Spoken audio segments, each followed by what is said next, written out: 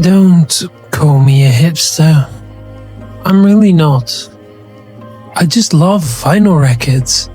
There's something about the scratches and the pops and that ambient fuzz that makes me feel a stronger connection to the music.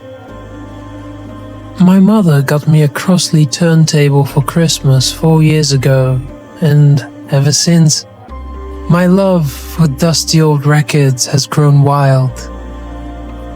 I pick up new records at Goodwill, I go out on record store day and buy them by the dozen. Sometimes, as is true of this story, I find a jackpot at garage sales. The weather is warming up and garage sale season is in full swing. But when I took home a milk crate full of old jazz and blues LPs, I never expected sheer terror to come from it. I handpicked them all. Miles Davis, Sonny Rollins, and Art Tatum. And as I thumbed through the warped old sleeves, I found one that I didn't remember buying. The sleeve was black with no title or artist's name. Water damage had caused it to get that splotchy, mottled look that old cardboard gets. I slit the record out of the sleeve and found the vinyl itself in similarly poor condition. Dust was caked on its black face and the grooves were worn deep. The sticker at the center of the record was scratched away, revealing no more clues to identify it. It was nearing bedtime, so I figured I would slap it on the turntable and give it a spin before I hit the sack. I pulled the arm until I heard a click and the old record began to spin. When I dropped the needle on the outer rim, I was greeted by the nostalgia-inducing static that I had grown so fond of. I expected more jazz, but what came out of the speakers was pure chaos. A garbled hiss was lost in heavy static, and a sudden shrill screech made my ears ring. Somewhere in the cacophony I could make out the sounds of voices. The voice in the foreground sounded distant and muffled. I leaned close to the speaker to decipher the words, but it was as if the singer was speaking gibberish. The words were at once familiar, but completely alien. The hairs on my forearm stood. Goosebumps ran up and down my skin. I lifted the needle abruptly off of the record and turned the turntable off. Whatever I had just listened to was clearly not the original. Excessive wearing and warping of the vinyl must have turned whatever music was there into a murky mess of noise and jumbled syllables. I shrugged and settled into bed. That god-awful noise had given me instant headache and I needed to lie down. I'm the kind of person that can only fall asleep if I'm surrounded by complete darkness and silence. I allow no music or television in my room once I'm under the covers. So imagine how startled I was when, 2 hours later, I was awoken by the sound of the turntable switching on. Somehow the needle had fallen onto the spinning vinyl, and I lay in the dark, listening to the fuzz that announced the start of the record. I tried to sit up, but I found myself unable to command my limbs. Was this sleep paralysis? I tried to wiggle my toes, but the effort was futile. I lay there, glued in place, staring at the glowing red power light of the record player out of the corner of my eye. This time, however, the jumbled mess of noises and gibberish did not play off of the mysterious record. Instead, a single voice, loud and clear as water, came pouring out of the speakers. It was a male's voice, And he wasn't singing, no, he was just speaking, calmly, casually, with an air of irreverence. "I don't know why I do it," the voice said. "I mean, don't get me wrong, I want to do it. I love it. I certainly don't try to stop myself." I lay there breathing, unable to budge a single muscle in my body. In the silence between the speaker's slow pace, I found myself staring into the dark, accompanied only by the dull fuzz of hissing vinyl. "Well, there was that one time," the voice said, "that I didn't mean to do it. My mom. That was an act of uncontrolled passion. No, I didn't wake up wanting to kill. The record was skipping, the needle jumping back over to the groove to get stuck on that one word. To kill her. It was a combination of adrenaline and convenience. I had the knife, she had that paper-thin skin.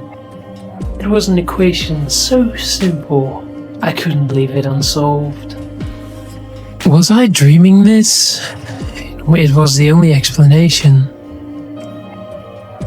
As the speaker went on, I heard the click of the speed controller send the record spinning from 33 RPM to 45 RPM, and then again to 75.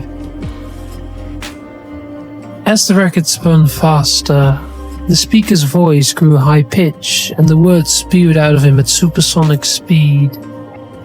"No, after that was Lucy, my girlfriend at the time, and that one I knew full well what I was doing. God, the blood was everywhere. 32 stabs to the head. The blood was all matted in her hair, like a mop head for cranberry juice." Sheila, I met her at a music festival. At first I just planned to fuck her, I didn't know. At the time that I was going to drag her by the hair out into the woods and bash her skull in with a rock, that one was a surprise even to me. Not that I didn't enjoy it.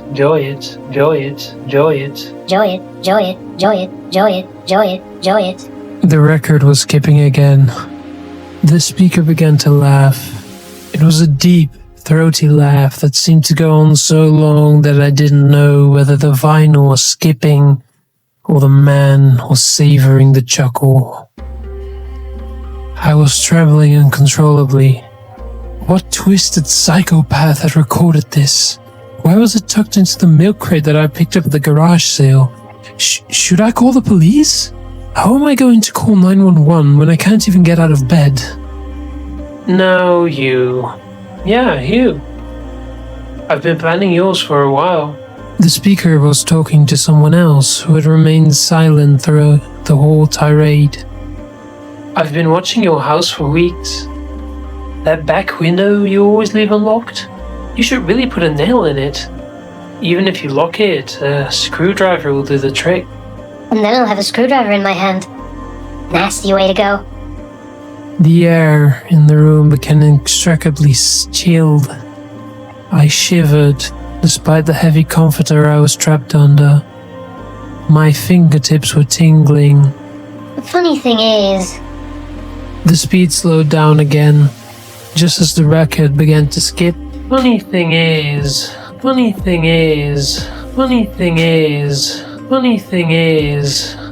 you don't even recognize I'm talking to you. You know how easy it is to follow someone home, The words he spoke next terrified me so thoroughly that I jolted out of my paralysis and flailed my way up off the mattress, clawing the blankets off my body. Home from a garage sale? The turntable clicked and the record stopped spinning as the recording came to an end.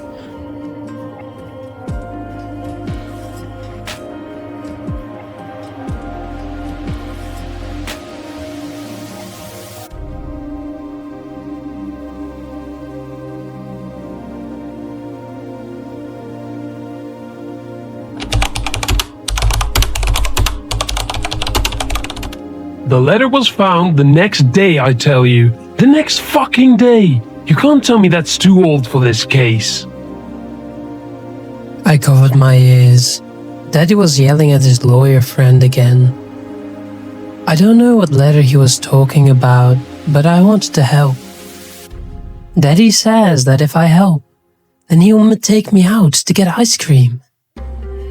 So for a couple days, when I get home from the bus, I'll check the mail. If there are letters in there, then I would take each of them to my daddy and have him look at them. After about 2 days, he said I had found it. I want my mommy. I want her even more than I want ice cream.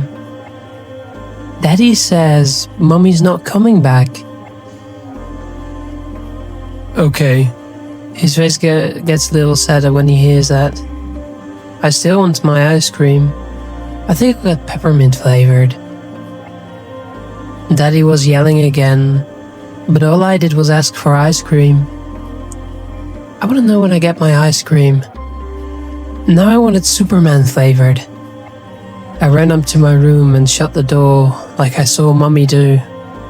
I didn't see what happened next, because Dad told me to clean my room, and that if I didn't, he wouldn't give me my allowance. I'm in my room. I've been in here for a while. I'm just laying on the floor by my teddy bear. Daddy still isn't coming.